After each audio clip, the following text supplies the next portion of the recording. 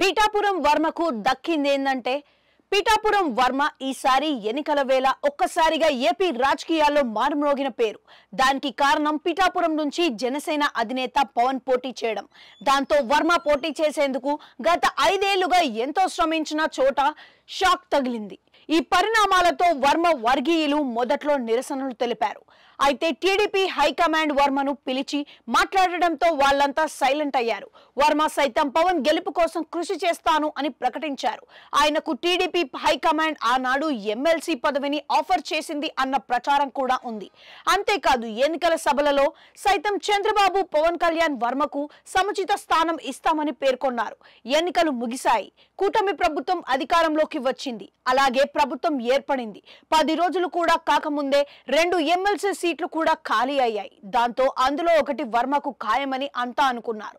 తీరా చూస్తే ఒకటి వైసీపీ నుంచి టీడీపీలోకి వచ్చి చేరిన సి రామచంద్రయ్యకు దక్కితే మరొకటి పవన్ కళ్యాణ్ రాజకీయ వ్యవహారాల కార్యదర్శి పి హరిప్రసాద్ కి దక్కింది. వర్మ పేరు ఎక్కడా లేకుండా పోయింది. దీనికి కారణం ఏంటి అన్నది తెలియక వర్మ వర్గీయులు ఆందోళన వ్యక్తం చేస్తున్నారు. అయితే టీడీపీ జనసేనల మధ్య పీఠాపురంలో తెలియని వార్ నడుస్తుందని అంటున్నారు. ఆ మధ్యన గొల్లప్రోలు మండలం వన్నెపూడిలో వర్మపై దాడి జరిగిందన్న దాని మీద కూడా ప్రచారాలు పలు రకాలుగా సాగింది. కాకినాడ ఎంపీ ఉదయ్ శ్రీనివాస్ తో వర్మకు విభేదాలు ఉన్నాయని, అందుకే ఆయన ఎంపీకి సహకరించలేదని ప్రచారం కూడా అప్పట్లో సాగిందట. అంతేకాదు 1,00,000 ఓట్ల మెజారిటీ పవన్ కి అని జన సైనికులు ప్రకటించినా అనుకున్నంత స్థాయిలో మెజారిటీ రాకపోవడం వెనుక కూడా జన సైనికులలో కొందరు గుస్సాగా ఉన్నట్లుగా చర్చ సాగింది. పీఠాపురం నియోజకవర్గం ఇప్పుడు జనసేన పరమైంది. పవన్ కళ్యాణ్ తన సొంత నియోజకవర్గంగా చేసుకున్నారు. అక్కడ 3 ఎకరాల భూమి కూడా కొన్ని ఇళ్లు కట్టించుకుంటున్నారు. ఇక పవన్ 2029లోనూ ఇక్కడ నుంచే పోటీ చేస్తారు అని అంటున్నారు.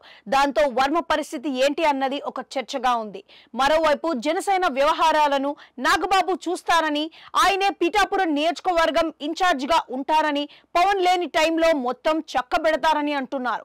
పవన్ సైతం పీఠాపురం పర్యటన ప్రజల కోసం ప్రత్యేక అధికారుల బృందాన్ని ఏర్పాటు చేసినట్లుగా చెప్పారు.